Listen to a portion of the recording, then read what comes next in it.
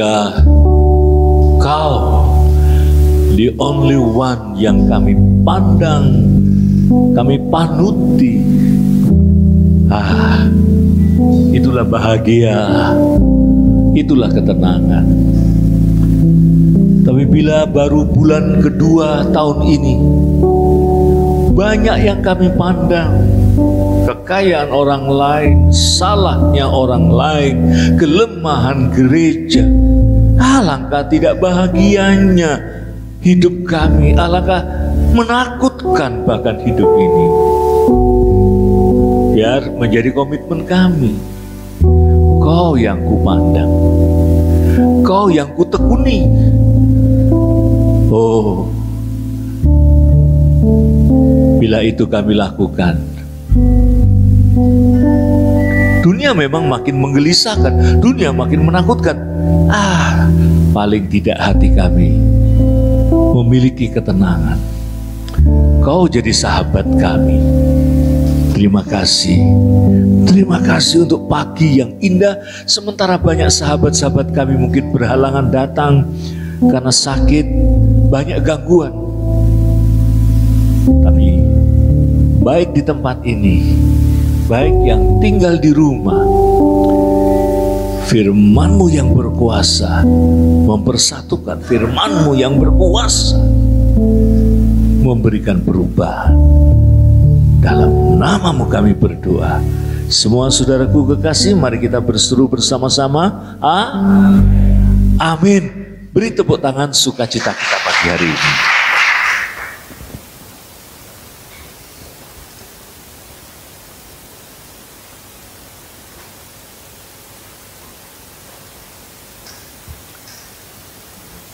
Puji Tuhan, saudara-saudara yang bersemangat, kita sudah memasuki bulan yang kedua, saudara-saudara. Dari tahun kita yang masih panjang, tapi tidak urung banyak kita menangkap orang-orang yang sudah patah arang terhadap kehidupan. Ada yang letih, lesu, bahkan belum tahun ini dimulai sudah ancang-ancang. Kayaknya hidupku bakal lesu, sama dengan tahun-tahun yang lalu. Beberapa minggu yang lalu saya dikejutkan seorang selegram mantan model yang cantik, saudara.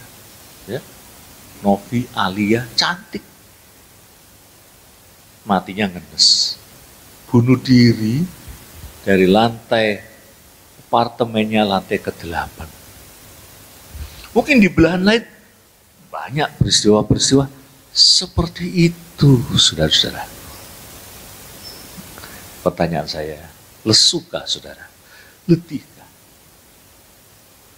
Persoalannya saudara, banyak orang yang memikirkan kelesuan hidupnya, memikirkan kebutuhan hidupnya, lupa untuk bertanya, Tuhan di tahun ini, Tuhan apa kehendak-Mu supaya aku menyukacitakan hati-Mu, supaya aku tidak capek pada hidup.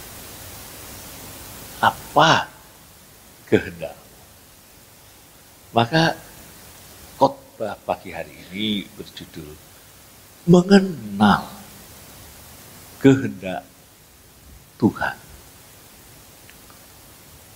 Tapi tidak mudah. Banyak contoh-contoh yang keliru dalam mengenal, dalam menerapkan, bahkan mengklaim ini kehendak Tuhan. Saya pernah mendengar pasangan suami istri yang menikah, dijodohkan di persekutuan doa, saudara-saudara, dengan alasan yang sangat remeh-temeh. Yang satu pintar menyanyi, yang satu pintar bawa renungan, kayaknya jodoh. Saya pernah mendengar kritik Stephen Tong ya, tentang cara ini. Nggak awet, saudara. lama-lama cerai. Saya mendengar sendiri dari sahabat saya, Pendeta Samuel di Bandung. Waktu saya melayani di gerejanya sore, dia bilang, kemarin aku ke Purbalingga, menemui mantan aktivis di gereja, seorang wanita. Dulu giat sekali di ibadah pemuda. Lama-lama nggak ada, ditanya, disamper, Om, saya sekarang melayani di persekutuan doa itu. Pendetanya telah menubuatkan untuk dia menikah dengan seseorang yang katanya kehendak Tuhan. Wah, ini pendeta. Ya. Tidak lama kemudian, saudara, tidak ada 3 tahun, pendeta yang sama menubuatkan supaya kamu berdua cerai. Wah, ya. Cerai beneran, karena pendeta itu bilang, saya lihat kehendak Tuhan. Tidak lama cerai, pendeta itu menubuatkan untuk si wanita itu menikah dengan dia. Wah, ya. Kalau ada yang bilang dalam hati banget, tidak apa-apa.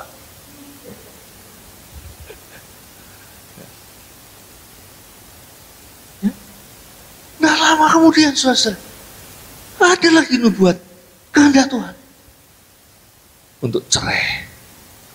Dan wanita itu akhirnya menikah dengan seorang saudagar kaya, lebih tua di Purbalingga. Tapi tenang itu. Banyak, saudara. Waktu saya masih mahasiswa tingkat 2 di seminari, saya juga keranjingan. Saya juga ikut persekutuan doa yang ekstremis itu, saudara-saudara. Wah, sombong rohani, nubuatnya macam-macam. Ada teman saya yang buta, saudara, bernubuat dipakai Tuhan untuk kesembuhan ilahi. Lama-lama saya mikir, ya, lu aja nggak bisa nyembuhin buta. Cari kehendak Tuhan sampai di bukit di Jawa Tengah. Hati-hati. Ya. Akal budi tetap harus dipakai.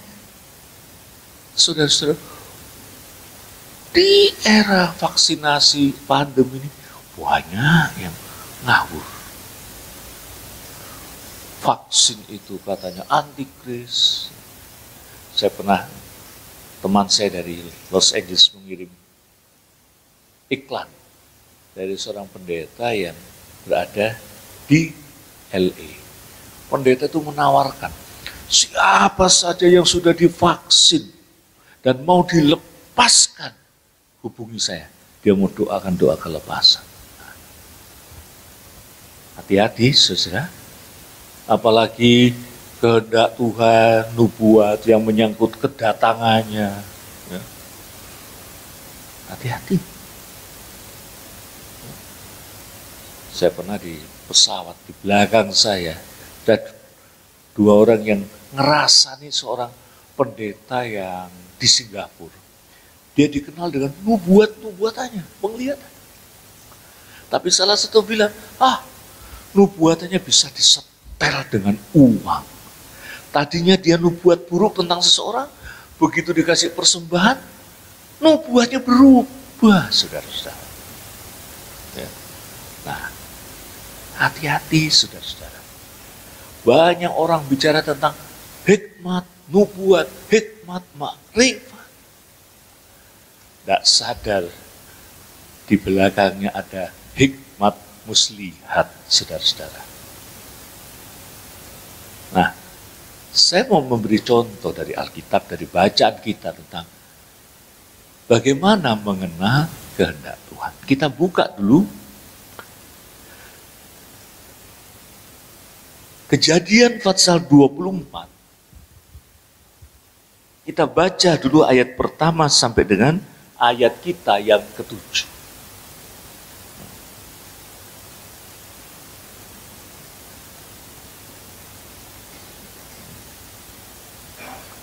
Dalam perikop kita, Ribka dipinang bagi Ishak. Adapun Abraham telah tua dan lanjut umurnya, serta diberkati Tuhan dalam segala hal. Berkatalah Abraham kepada hambanya yang paling tua dalam rumahnya, kemungkinan Eliezer namanya, yang menjadi kuasa atas segala kepunyaannya. Katanya, baiklah letakkan tanganmu di bawah pangkal pahaku, supaya aku mengambil sumpahmu. Demi Tuhan Allah yang empunya langit dan yang empunya bumi, bahwa engkau tidak akan mengambil untuk anakku seorang istri dari antara perempuan Kanaan yang diantaranya aku diam. Tetapi engkau harus pergi ke negeriku dan kepada sanak saudaraku untuk mengambil seorang istri bagi Ishak anakku.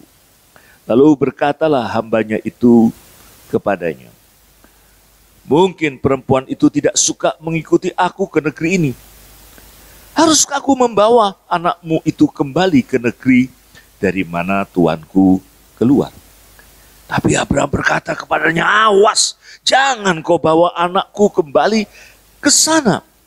Tuhan Allah yang empunya langit, yang telah memanggil aku dari rumah ayahku, serta dari negeri sanak saudaraku, dan yang telah berfirman kepadaku, serta yang bersumpah kepadaku, demikian, kepadamu keturunanmu lah akan kuberikan negeri ini.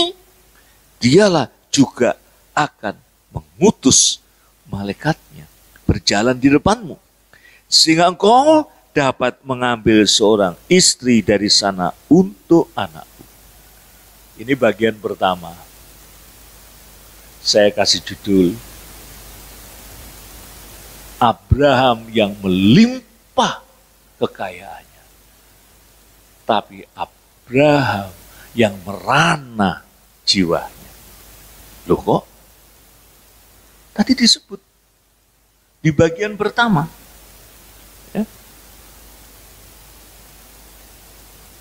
Adapun Abraham telah tua dan lanjut umurnya, serta diberkati Tuhan dalam segala hal. Artinya apa? Dalam segala hal kebutuhannya.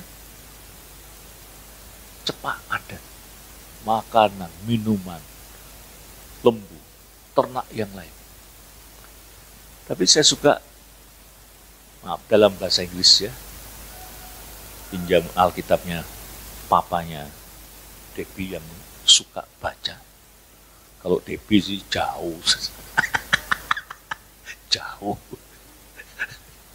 Disebut in many ways. Agak sedikit beda. Diberkati dalam segala hal artinya banyak punyanya. Kalau diberkati dengan in many, dalam banyak cara. Cara apapun yang kelihatannya tadinya menyusahkan, yang kelihatannya tadi bencana, yang kelihatannya menghambat. Dibuat oleh Tuhan, dibelokkan oleh Tuhan, jadi berkat. Apa aja, in many ways, ditentang orang, dikhianati keponakannya, menghadapi Sodom dan Gomora, in many ways, jadi berkat akhirnya. Berkat. Karena tapi saudara-saudara, apa artinya harta melimpah? Dulu Abraham pernah protes kepada Tuhan, aku tidak punya anak, nanti hambaku Eliezer yang akan mewarisi ini semua. Abraham itu masalahnya apa, saudara? Keturunan. Dapat anak, tapi anaknya belum menikah. Dia perlu seorang cucu. Tidak ada cucu ujuk-ujuk, harus menikah. Maka dia panggil kepala pembantu, taruh di pangkal bahu, sumpah, kamu tidak akan mencarikan istri dari bangsa-bangsa yang lain dan membuat anakku ditarik ke sana. Bukan rasis, karena sumpah Tuhan, negeri ini, yaitu negeri di mana Abraham tinggal sekarang, itu akan kau tempati, akan kau tinggal dengan anak cucumu. Negeri ini, bukan negeri yang lain. Tuhan sudah tetapkan negeri ini. Sumpah. Jangan mengeluh kalau saudara sudah merasa Tuhan tempatkan saudara. Bangil rek. Saya ingat istilahnya Ibu Debbie. Bangil peteng dedet. Jauh dari it's alright. Barangkali ini titik balikmu. Banyak. Saya lihat di Jakarta setengah mati. Dagang, digusur. Di kota yang kecil lebih mantap, lebih tenang. Syukuri. Dan di kotamu itu kau jadi berkat. Kau punya sebuah rumah. Saya tidak bilang gereja lain bukan rumah Tuhan. Tapi Tuhan kasih unjukkan seperti Tuhan kasih unjukkan pada aku. Di mana tempat engkau berbakti. Artinya Tuhan tidak suka kita jadi gelandangan rohani. Gelandangan itu memang enak. Saya pernah perhatikan gelandangan itu. Wah, telap makan capcay, campur kopi. Loh, kok iso? Ya. Tapi tidak terjamin makanan rohaninya. Tidak terjamin pertumbuhan rohaninya. Ya. Nah, itu sebabnya Abraham meminta kamu. Lah, kalau nanti wanitanya yang nggak mau, bolehkah aku membawa anakmu tinggal di negeri nenek moyang? Awas, kalau kau lakukan itu, awas. Tuhan telah bersumpah. Bukan di negeri asal nenek moyangku, di Haran, bukan di Kanaan. Kanaan itu negeri yang nggak ada minyaknya loh, saudara-saudara. Maka Perdana Menteri Golda Meir, Perdana Menteri wanita pertama, dia bilang, kalau saya nanti mati, saya mau protes kepada Tuhan.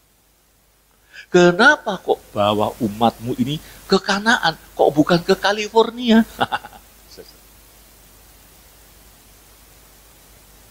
Saya tidak pusing, saudara, mau guyu, mau kayak patung, mau kayak apa, gak pusing.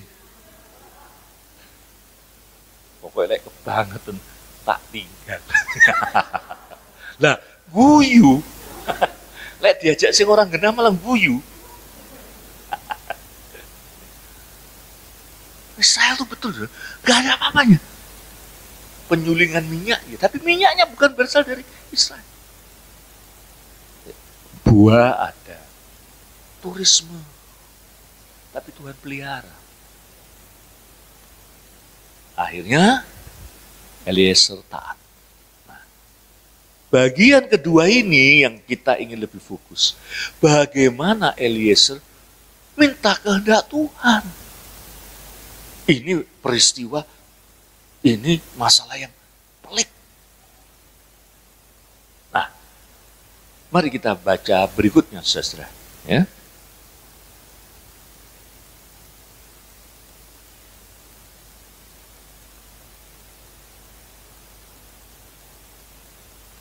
Kita langsung saja ketika Eliezer datang kepada Tuhan, mohon kehendaknya.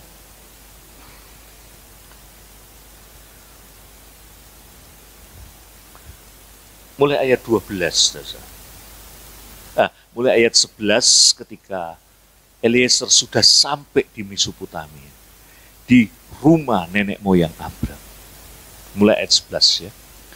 Di sana disuruhnyalah unta itu berhenti di luar kota, dekat suatu sumur pada waktu petang hari. Waktu perempuan-perempuan keluar untuk menimba air. Nah, lalu berkatalah ia, artinya apa? Lalu mintalah Eliezer kehendak Tuhan dalam doanya. Lalu berkatalah ia, Tuhan, Allah Tuanku Abraham, buatlah kiranya tercapai tujuanku pada hari ini. Tunjukkanlah kasih setiamu kepada Tuanku Abraham. Ini penting. Kehendak Tuhan, Bu, iya sih Tuhan, nyatakan. Demi Tuanku Abraham yang sangat mengasihi engkau, yang habis-habisan mengasihi engkau. Abraham itu saudara kaya, tidak sombong, rendah hati. Dia dikhianati keponakannya Lut. Lut ada masalah, Sodom dan Gomora berperang, dibelain, diselamatkan. Karyawannya sejahtera, tidak sombong. Bahkan Abraham memberi 1/10. Dan persembahan-persembahan yang lain. Orang Yahudi sampai sekarang itu persembahan sulung. George Soros, kata orang ateis, tapi dia selalu kirim persembahannya ke Israel. Sulung pertama, tapi akan berkelanjutan. Tidak kayak kita sekali dapat, wah sombongnya bukan main. Enggak. Tuhanku Abraham nih Tuhan. Dia kasih persembahan 1/10 pada Melkisedek yang sudah kaya. Oh di kita, pendeta ini sugih, gerejanya udah kaya. Nah itu. Maka Abraham diberkati. Tapi tolong Tuhan, tolong. Buatlah perjalananku berhasil. Saudara bisa berdoa hal yang sama seperti Eliezer. Buatlah perjalananku tahun 2022 ini berhasil. Tenang. Saya bersyukur kepada Tuhan. Sudah lama vertigo saya itu tidak kumat. Saudara. Itu kalau vertigo kumat. Ada yang pernah kena vertigo? Muter itu ibu itu ya. Muter kayak naik roller coaster tuh. Wah. Ada tikungan. Maka kenapa saya tidak berdiri kadang-kala. Kadang-kala kok berdiri itu suka ngeling. Dan yang kedua karena sebentar lagi saya berdiri lebih lama dari saudara. Enak.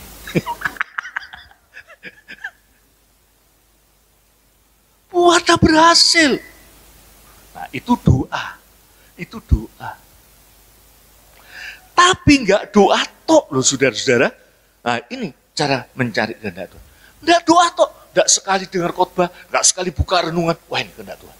Wah ini. Yang berikut. Eliezer itu mengajukan syarat. Setelah doa. Di sini aku berdiri di dekat mata air. Dan anak-anak perempuan penduduk kota ini datang keluar untuk menimba air. Kiranya terjadi begini loh Tuhan. Nanti ada anak gadis kepada siapa aku berkata. Tolong miringkan buyumu itu. Supaya aku minum. Dan yang menjawab. Minumlah. Dan unta-untamu juga akan kuberi minum. Dialah kiranya yang kau tentukan bagi hambamu Ishak. Artinya apa saudara? Doa, iya. Doa it's a must, harus. Doa. Tapi juga saudara, juga boleh punya kayak syarat. Boleh juga punya permintaan. Tuhan, masuk setelah selesai doa, terus gimana nentukannya? Nah ini Tuhan. Bukan keminter, tapi boleh. Biar ser. Ini Tuhan. Ya? Minta, ini loh Tuhan tandanya. Ya? Minta tanda. Kalau ada wanita,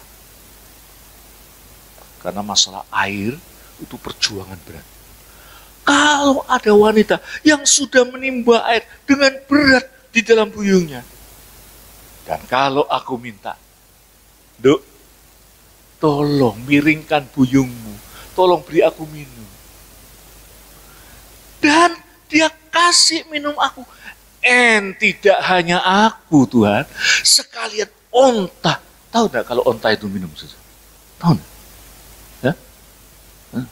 Ada enggak kalau minum glokok, glokok, glokok, glokok? Lah itu unta. Kayak onta. Kalau dia memberi aku minum, plus onta-ontaku, itulah dia. Itulah dia. Boleh saudara, terutama ibu-ibu kalau mau cari jodoh. Ya. Minta kehendak Tuhan, tapi juga minta tanda. Jangan keburu. Oh, bocahnya apik. Bocahnya rajin ke gereja.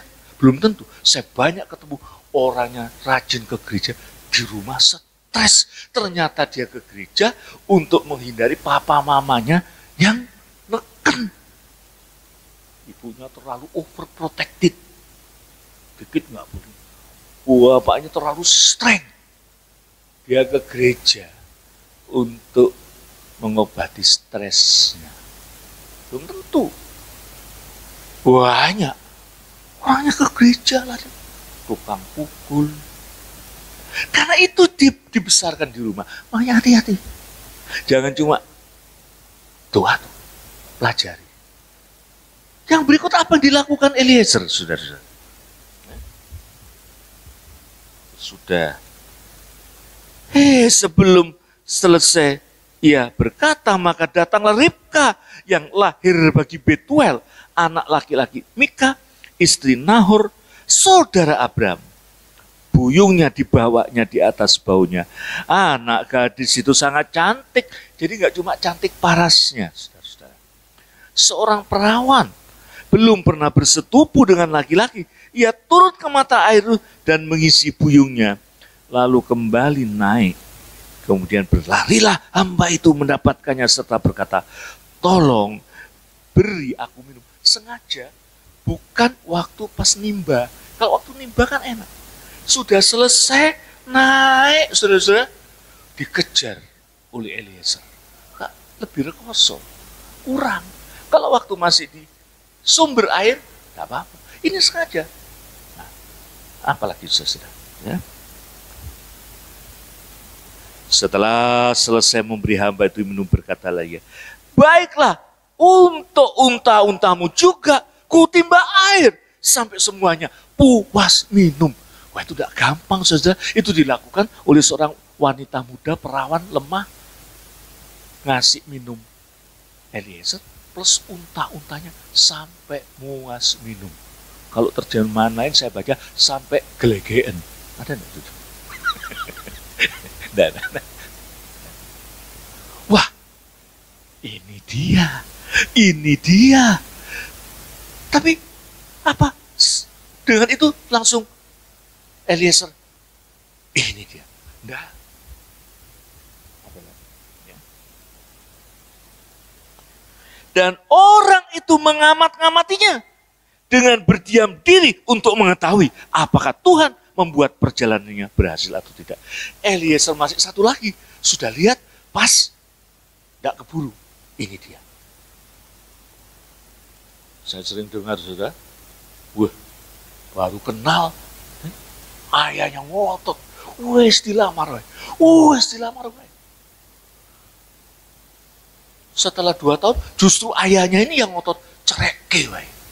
Cerai. Eliezer mencari kehendak Tuhan. Mengamat-amatinya. Bener enggak ini? Cantik. Berbudi halus. Cantik.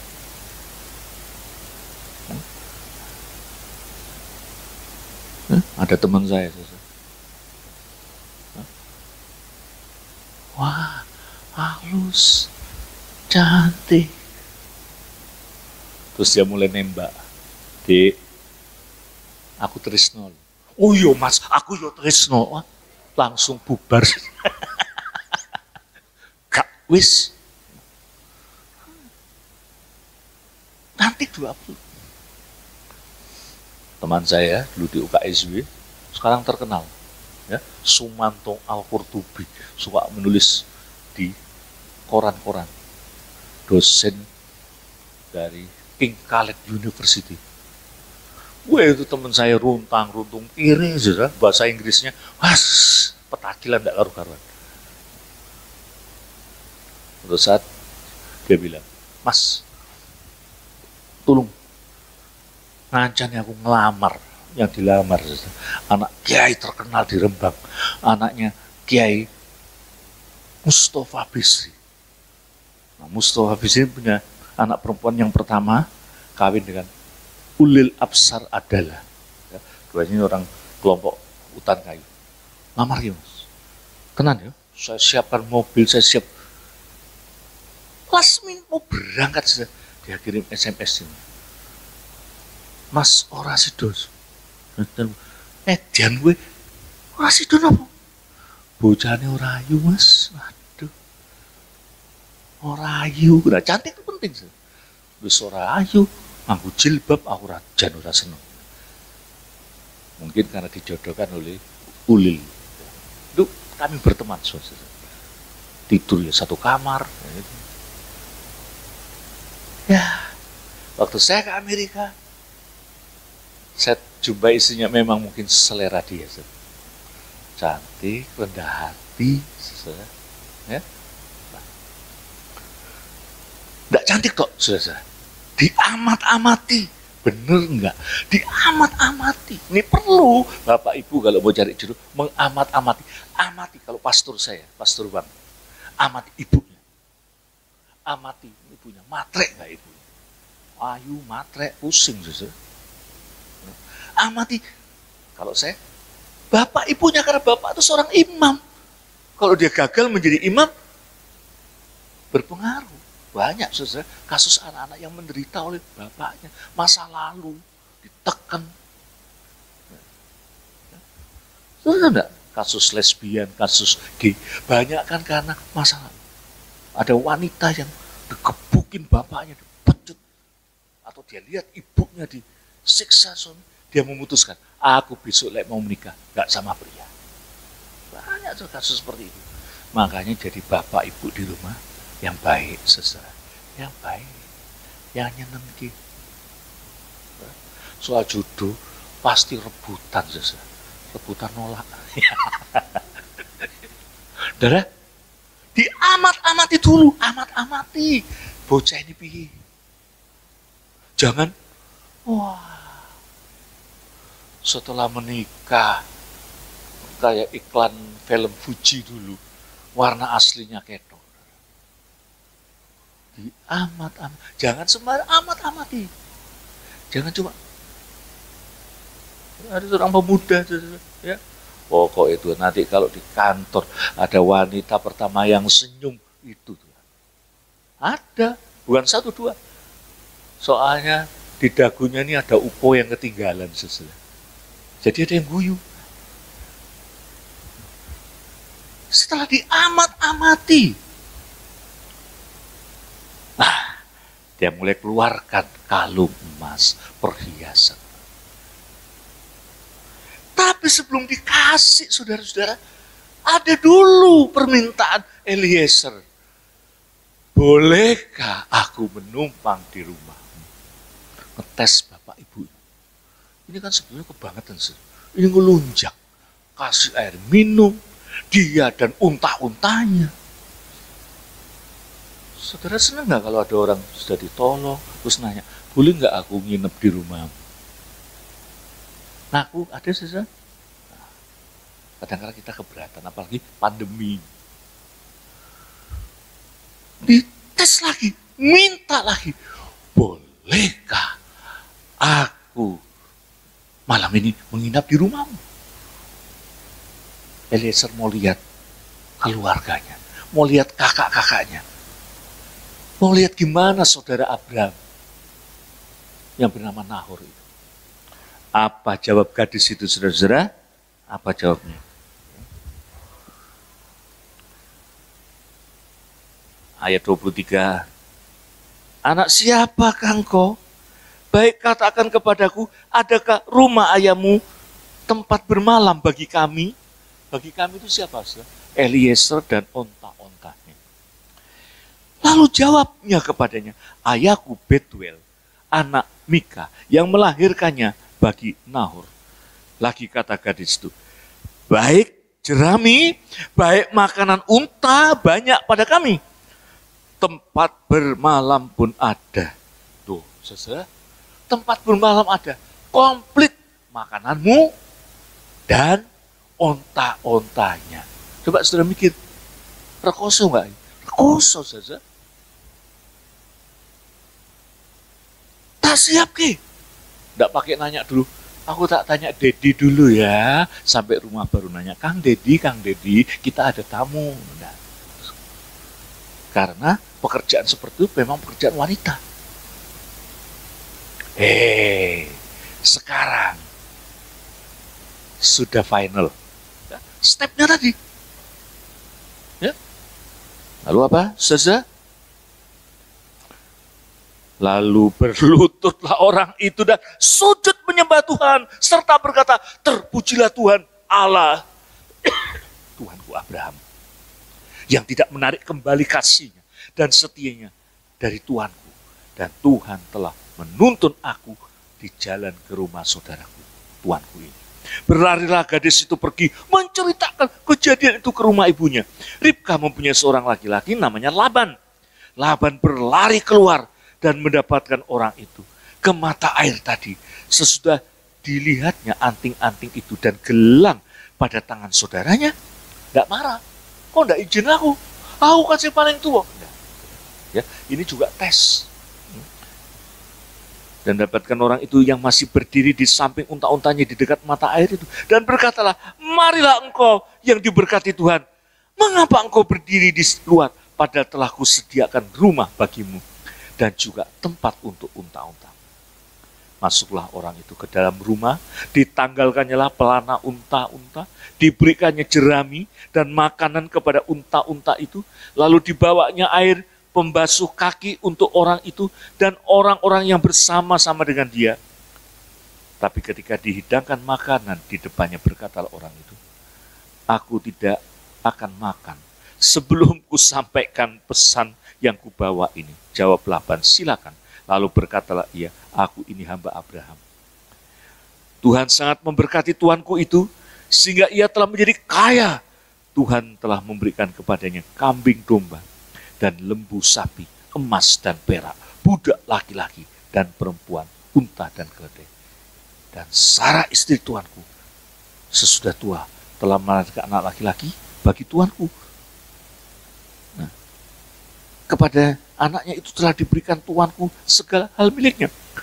Tuanku telah mengambil sumpahku. Nah, ojo turu kan? Ojo turu sih, ya. Tuanku telah mengambil sumpahku. Engkau tidak akan mengambil untuk anakku. Nah, saya langsung ke bawah ya. Nah, saudara, apa jawab Laban atas pinangan Eliezer ini? Nah, jawab Eliezer ya. Waduh. Lalu ayat 50. Lalu Laban dan Betuel menjawab, semua ini datangnya dari Tuhan. Kami tidak dapat mengatakan kepadamu baiknya atau buruk. Artinya apa? Loh, ini bukan kolo-kolo kebetulan. Laban yang matre nanti kalau kita baca, itu sadar. Semua ini dari Tuhan. Semua ini datangnya dari Tuhan. Tuhan yang mengutus engkau. Sekarang apa yang terjadi? Satu kata apa saudara? Apa? Klop. Kehendak Tuhan. Setelah sekian. Sekarang Laban tidak keberatan. Ini datangnya dari Tuhan. Tidak ada yang mereka-reka. Tidak ada trik. Datangnya dari Tuhan. Bawalah. Laban nanti bawa. Tidak kenal Eliezer itu siapa. Betul Abraham itu kerabatnya, tapi tidak pernah ketemu. Tidak pernah tahu aten-atennya Ishak kayak apa. Bawalah, percaya Tuhan. Lah itu loh saudara-saudara, kehendak Tuhan.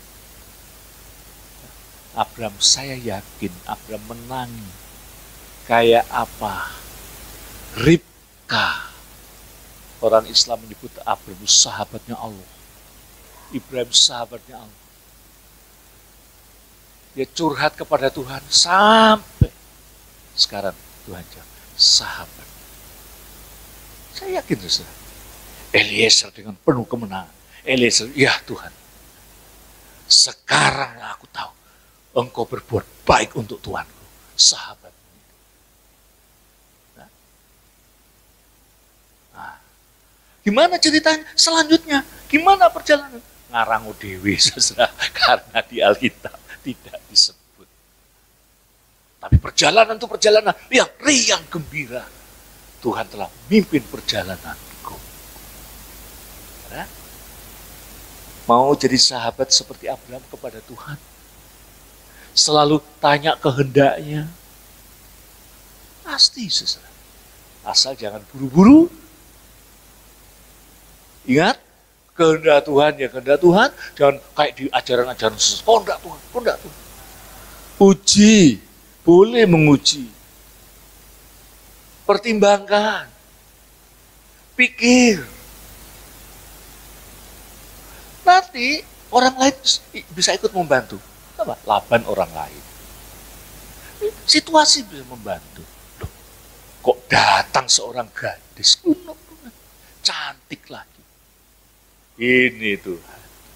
Kalau dia memberi aku minum plus onta-ontaku tercapai. Nggak gegabah. Dia mati lagi. Bener gak? Cantik. Sopan, berbudi halus. Wah, ada teman saya sudah mantep, batal menikah untuk urusan yang tidak jelas. Ada teman saya, dia dijodohkan oleh mantan putranya menteri zaman Soekarno. Dan anak ini ikut seleksi pemilihan astronot wanita Indonesia. Ada satu dokter, dibawa ke rumah saya, doakan. Anaknya nurut, anak-anaknya mau dibaptis. Tiba-tiba cerai, bukan cerai, nggak jadi. Dia cuma bilang sama saya, kok nggak jadi? Kenapa? Lu lihat nggak giginya? Warnanya hijau. Loh, saudara, gila nggak saudara? Gila. Sampai saya maki-maki, gila lu. Pikir, timbang, minta kehendak Tuhan. Jangan doa sekali. Tanya hamba Tuhan boleh, saudara. Nah, pulanglah Eliezer membawa pesan Tuhannya. Abraham sudah menanti-nanti, sudah menanti. Tuhan, berikan seorang istri dari negeriku, tapi tidak beriman pada dewa-dewa negeriku. Beriman kepadamu dan tinggal di sini. Dan Allah menjawab doa sahabatnya. Amin.